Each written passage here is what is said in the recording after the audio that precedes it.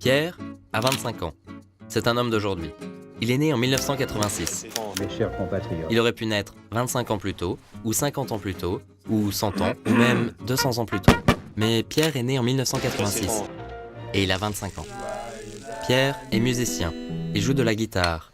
Il sait jouer du folk, du flamenco, du classique, du jazz manouche et du ukulélé. Pour gagner sa vie, il enseigne la guitare aux enfants. Pierre aime Sophie. Sophie aussi a 25 balais, puisqu'elle est née en 1986. Son signe astrologique chinois est donc le tigre, comme pour Pierre. Tandis que le petit frère de Pierre est chèvre. Il n'a pas eu de chance, car le tigre est plus fort que la chèvre. Mais la chèvre produit du fromage, et Sophie aime beaucoup le fromage. Quand Sophie était petite, elle n'aimait pas le fromage.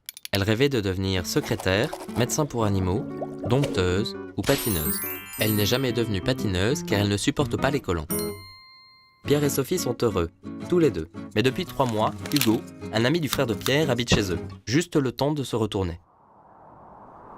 Comme chaque soir, Hugo, Pierre et Sophie dînent ensemble. Hugo a préparé sa spécialité, il a fait des pâtes au pesto. Pierre a mis la table, Sophie finissait de travailler. Comme chaque soir, l'ambiance fut chaleureuse et conviviale. On parla de politique, on parla du climat, de la fille qu'Hugo a rencontrée au square des Batignolles, et puis, on ne sait pas très bien comment on en est arrivé au nucléaire. Pierre était pour, Sophie était contre, Hugo n'avait pas d'opinion. Il se rappelait seulement que la radioactivité peut être naturelle, que l'artichaut produit 100 becquerels, l'homme adulte environ 10 000 becquerels, et il ne se rappelle pas pour le tigre. Mais quand Sophie s'est mise à débarrasser et qu'elle a jeté cette peau de banane, Hugo a eu une vision.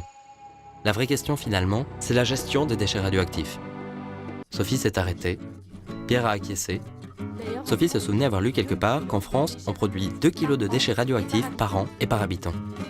Hugo a imaginé ce que représentaient 2 kilos de pommes de terre. Il a essayé de le multiplier par 60 millions, il n'y est pas arrivé. Pierre a pris l'ordinateur pour regarder sur internet. Il a trouvé qu'on appelle période radioactive le temps au bout duquel une matière radioactive perd naturellement la moitié de sa radioactivité. Ainsi, au bout de 10 périodes radioactives, la radioactivité d'un produit est divisée par 1000. Sophie a grondé Pierre. Elle lui a dit que de toute façon c'était un artiste, et comme tous les artistes, on ne comprenait rien à ce qu'il disait. Hugo en a profité pour prendre l'ordinateur. Il a vu que 90% des déchets radioactifs français ont déjà un centre de stockage. Sophie a lu que le stockage profond des déchets est conçu pour être réversible pendant 100 ans afin de laisser aux prochaines générations le choix du devenir de ce stockage. Tout à coup, Pierre s'est levé et a dit que tout ça, c'est des questions de société aux mains des politiques. Sophie a dit qu'il y avait aussi des enjeux scientifiques. Hugo a pensé à l'environnement. Puis, ils sont allés se coucher en disant « On verra ça demain ».